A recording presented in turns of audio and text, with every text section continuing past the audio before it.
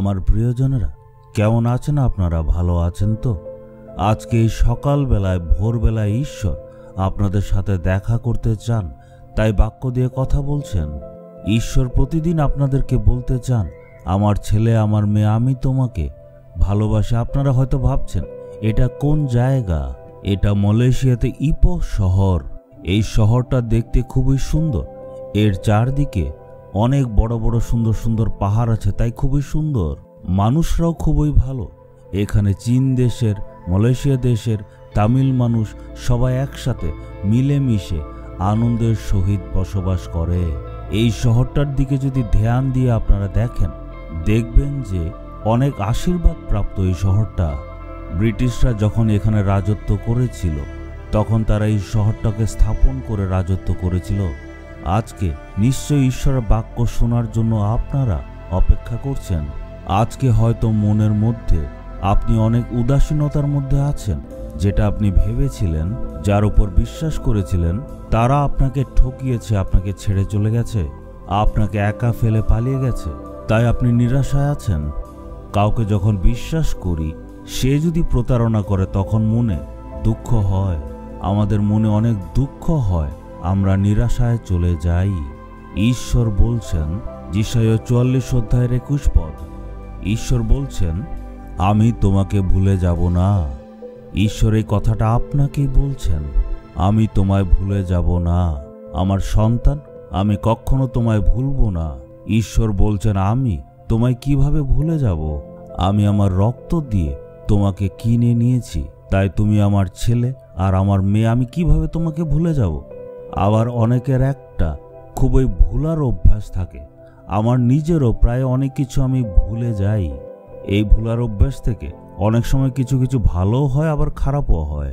অনেক সময় লোকেরা আমার বিরুদ্ধে নানা রকম কথা বলে, ষড়যন্ত্র করে। অনেক সময় এইগুলি আমি সব ভুলেই যাই। তারা কি কি আমার বিরুদ্ধে করেছে সব আমি ভুলে যাই। এই ক্ষেত্রে ভুলে যাওয়াটা কিন্তু একটা ভালো জিনিস। এরকম জিনিস ভুলে যাওয়াটাই ভালো। আবার অনেক সময় অনেকে এসে জয় যিশু বলে, নমস্কার করে। আমি তখন জিজ্ঞেস করি, আপনি কে? তখন তাদের মন খারাপ হয়ে যায়। তারা বলে যে এত তাড়াতাড়ি ভুলে গেলেন, আমাদের তো আগে দেখা হয়েছিল। এমন হলে মন খারাপ হয়। আমার স্ত্রী কিন্তু সব জিনিস মনে রাখে। সে আমাকে মনে করিয়ে দেয়, এই মানুষদের বাড়িতেই তো আমরা থেকেছিলাম যখন ওই শহরে সেবা কাজে গিয়েছিলাম। তারা এত সুন্দরভাবে অতিথি আপ্যায়ন করেছিল, দেখভাল করেছিল, কিন্তু আমি সব ভুলেই গিয়েছিলাম। 2-3 বার যদি দেখা হয়, মানে অনেকবার যদি দেখা হয়, তখন মনে থাকে। কিন্তু ঈশ্বর এমন না। উনি সর্বদা আমাদের মনে রাখেন। উনি কখনো ভুলে যান না। অনেক সময় খুবই পরিচিত লোকদের দেখে আমরা বলি, আপনি জানি কে? এমন হলে কিন্তু তাদের মনে দুঃখ হয়। এমন হলে আমারও মনটা খারাপ হয়ে যায়। আমার মনে হয়, ইস, আমি এই মানুষটাকেও ভুলে গেলাম। এই যে আমার ভোলার অভ্যাসটা, তার জন্য আমি মনের মধ্যে অনেক দুঃখ অনুভব করি।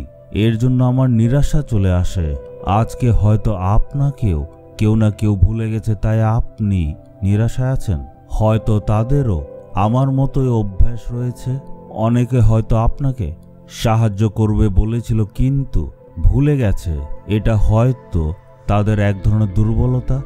তারা ইচ্ছাকৃতভাবে এটা করে না, কিন্তু আমাদের তো দুঃখ হয়। কিন্তু একজন ব্যক্তি আছেন যিনি কখনো ভুলে যান না, ঈশ্বর। উনার প্রতিজ্ঞা উনি কখনো ভুলে যান না। উনি আমাদের নাম নিজের হাতের তালুতে লিখেছেন। ঈশ্বর বলছেন, আমি তোমাকে কখনো ভুলে যাব না। আমার ছেলে আমার মেয়ে আমি ভুলব না, কারণ আমি আমার প্রাণ দিয়েছি। প্রভু যীশু খ্রিস্ট নিজের রক্ত আমাদের জন্য দান করেছেন। আমাদেরকে আকাশ ও পৃথিবীর সৃষ্টিকর্তা স্মরণ রাখেন। কত সুন্দর কথা। বুকে হাত রেখে বলুন, হে প্রভু, এই পৃথিবীতে হয়তো সবাই আমাকে ভুলে যাবে, কিন্তু আপনি ভুলে যান না। আমার নাম আপনার হাতের তালুতে লিখেছেন। এর জন্য মন থেকে আপনার প্রশংসা করি, ধন্যবাদ জানাই। Amen, amen.